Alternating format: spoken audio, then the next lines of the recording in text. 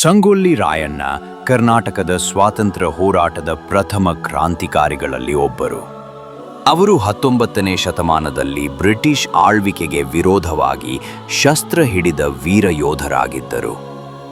ಬೆಳಗಾವಿ ಜಿಲ್ಲೆಯ ಬಯಲಸೀಮೆ ಪ್ರದೇಶದ ಸಂಗೊಳ್ಳಿ ಎಂಬ ಊರಿನಲ್ಲಿ ಕ್ರಿಸ್ತಶಕ 1798ರಲ್ಲಿ ಜನಿಸಿದ ರಾಯಣ್ಣ ಕಿತ್ತೂರಿನ ರಾಣಿ ಚೆನ್ನಮ್ಮರ ನಿಷ್ಠಾವಂತ ಸೇನಾನಿಯಾಗಿ ಹೆಸರು ಗಳಿಸಿದರು.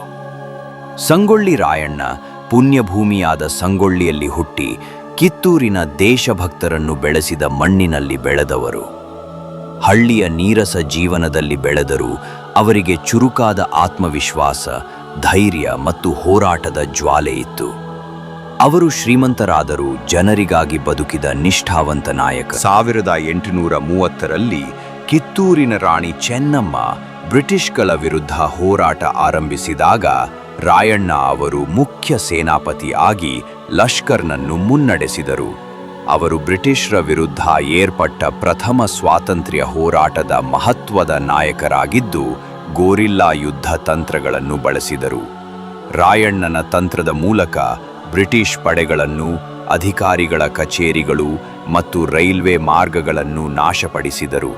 ಅವರ ಪ್ರಭಾವ ಹೆಚ್ಚಾಗುತ್ತಿದ್ದಂತೆ ಬ್ರಿಟಿಷ್ ಸರ್ಕಾರ ಭಯಭೀತವಾಯಿತು.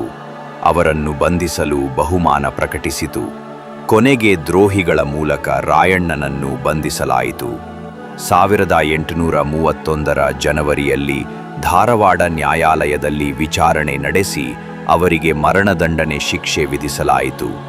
1831ರ ಜನವರಿ 26ರಂದು ನಂದಗಡದ ಸಮೀಪದಲ್ಲಿ ರಾಯಣ್ಣನಿಗೆ ಮರಣದಂಡನೆ ಶಿಕ್ಷೆ ವಿಧಿಸಲಾಯಿತು. ಸಂಗೊಳ್ಳಿ ರಾಯಣ್ಣನ ಸಮಾಧಿ ನಂದಗಡದಲ್ಲಿ ಸ್ಥಾಪಿಸಲಾಗಿದೆ.